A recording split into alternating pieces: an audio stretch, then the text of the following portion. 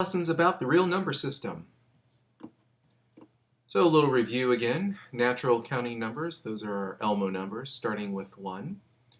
Then we have our whole numbers, including all the natural and counting numbers, and including 0 now. After that, the integers includes the whole numbers, the counting numbers, and the negative numbers. Rational numbers, anything that can be written in a form of fraction, where the denominator is not going to equal 0. Those are all examples there of rational numbers. That's the division, or the split up of how we, those particular problems there. Now we're going to include 2 new terms. We're including irrational numbers and the real numbers system. Irrational numbers, that's a number that cannot be expressed as a fraction where the numerator and denominator are integers and the denominator does not equal 0. What exactly does that mean? Well, if we look at a few examples, it might make it a little simpler to understand. Those are irrational numbers. Pi, square root of 2, square root of 5. Those are all numbers that cannot be written as a fraction.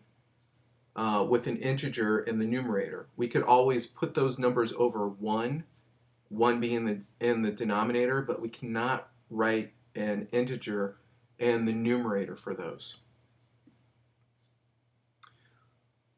So we have real numbers, set of rational numbers together with the set of irrational numbers. That begs the question, what other kind of numbers do we have?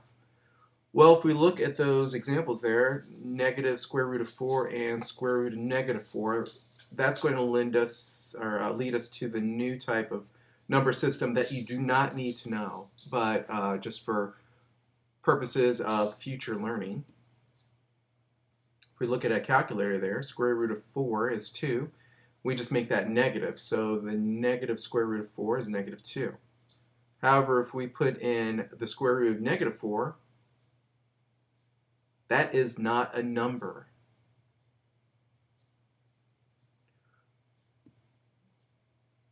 The answer for that is actually 2i, I being an imaginary number.